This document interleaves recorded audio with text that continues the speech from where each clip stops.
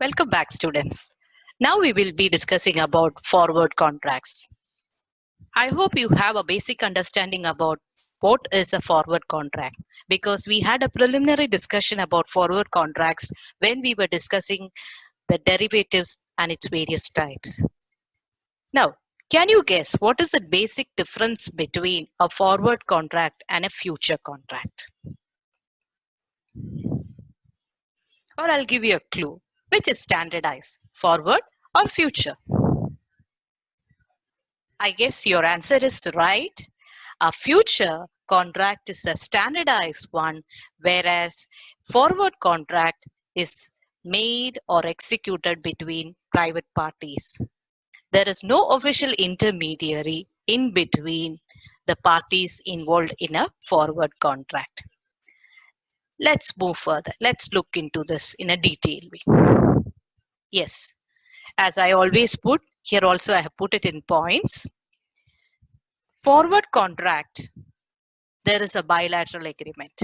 That is, it is an agreement between two parties. And this agreement can be to buy or maybe to sell. Definitely, the underlying asset can be a commodity or a financial asset. And as in case of all the derivative instruments, here also the asset to be delivered at some future period of time. So when we combine this, it will be a forward contract is an agreement between two counterparties, right? Two counterparties who agree to buy or sell a particular commodity or a financial asset which is to be delivered at a future period. Okay, so this is an agreement between two parties. Now, when we look detail into the features of a forward contract, we can find that it is always bilateral in nature. We already said there are two parties to that. Now, when we look at the exposure to risk, both the parties here are exposed to credit default risk. Both the parties are exposed to. Because here, it is not mandatory to have the concept of margin money. And there is no intermediary or a regulatory in between to control the trade. And there is not an open financial market. It is a trade between two private parties. Then the third is, since it is specifically happening between two parties, we have the option to have a customized contract. Each contract will be different in terms of its contract size, maturity date, asset type, its quality, and so on. Why? Because it is made according to the parties involved in that contract. Now, physical delivery. Here, the physical delivery of the asset is mandatory on the maturity date. You cannot reverse. Of course, that is what we call as a risk. Here, it is mandatory that you deliver the asset, whether that be a commodity or a financial asset, on the day of maturity. Then, what do you mean by reversal of contract? Do you remember the word offsetting? Yes, offsetting is nothing but settling before the maturity date. Here also, reversal of the contract is possible. But the particular nature is it can be done only with the same counterparty. You know why? Because it's an agreement between two parties and there is no market where you have a choice of different variety of assets. You don't have it. Assets with different maturity days. You don't have it. So here, reversal of the contract is possible only with the same counterparty. Are you there with me? Okay, students. Now we will discuss about how to compute forward price. I have put the formula here where you can see that it's actually a combination of spot price, there is free rate of interest, and the T, that is time period, maybe 3 months. When is the maturity date? So in detail, if you say F is equal to S naught, you apply a constant here raised to R into T. Okay. So S naught is spot price of the asset. R is risk-free interest rate. Even though there is no concept as risk-free, we normally take government interest of government bonds or government secured debt, all that, which is assumed as constant, which is not changing. And then we use E, constant. And T, it's future time, the time period. Maybe if the future contract is for 3 months, this T will become 3. If the rate of interest is 6%, it will be 0.06 into 0.03. Are you there with me? Okay. Now we'll go further. See, there are certain factors which we will be considering when we are computing the forward price. One is, you know it, the spot price. What is the current price of that underlying asset? If it is a share, say for example, if you are taking HUL, what is the current price of HUL in the stock market? You will take the closing price. So that is spot price. The next thing is the present value of cost of holding the asset till maturity. That's what we denominate by T, till maturity date. And the third one is the present value of interest rate. Okay, it's very clear.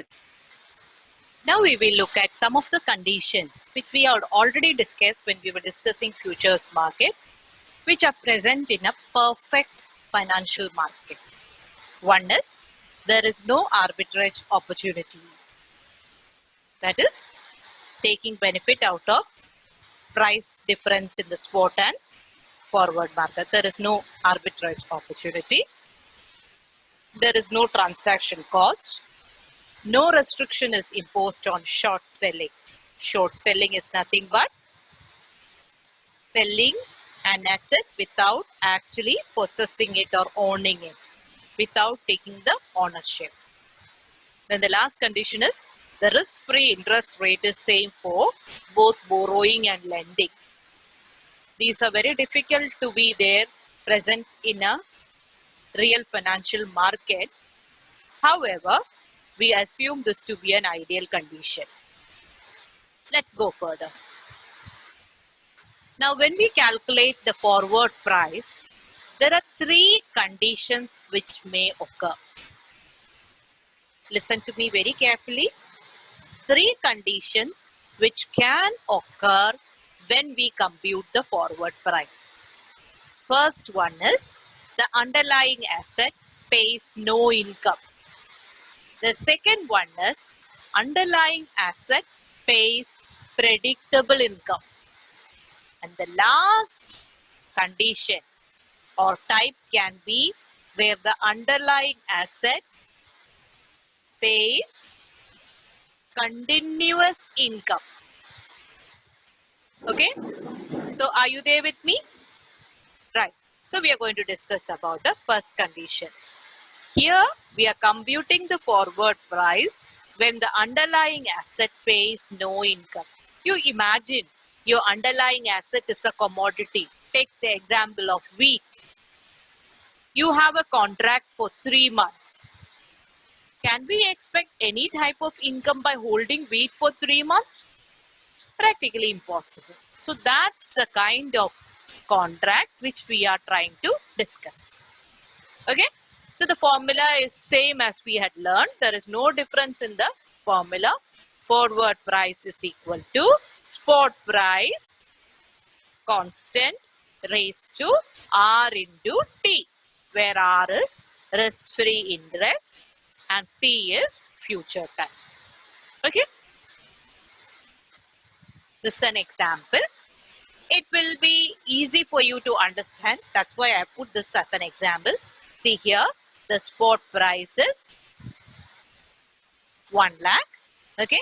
Rate of interest is 5%. and this is 6 months. So 6 months is the T. Now we will calculate the forward price. So it will be spot price into, so 1 lakh into the constant raised to 5%. So 0.05. Since the time period is 6 months, we have taken it as 0.5. So the answer you will get is 1,02,500. So how do we interpret this? When the spot price is 1 lakh and when the rate, risk-free interest rate is 5% and maturity date is 6 months, the forward price is 1,02,500. This is with respect to condition 1, where the underlying asset pays no income. You do not expect any income during the contractual period. Learners, are you there with me? It's easy, right? It's very easy to understand because you already had a thorough understanding when we were doing the future. We'll go to the second condition. So do you remember the second condition? Forward price when the underlying asset pays predictable income. Okay, so there is a slight difference in the formula. The income, because when you get something as income in between, it will help you to reduce your actual cost. So imagine you bought a share for 10 rupee, okay, and in between you got a dividend of 2 rupee. When somebody asks you about the actual cost of possessing the asset, you will say 10 or 8. Definitely you will tell it is rupees 8 because you will reduce that income which you got in between from the cost. The same logic is applied here. So here you will put spot price minus income. The rest all is same. That is E raised to R into T. Right? Okay.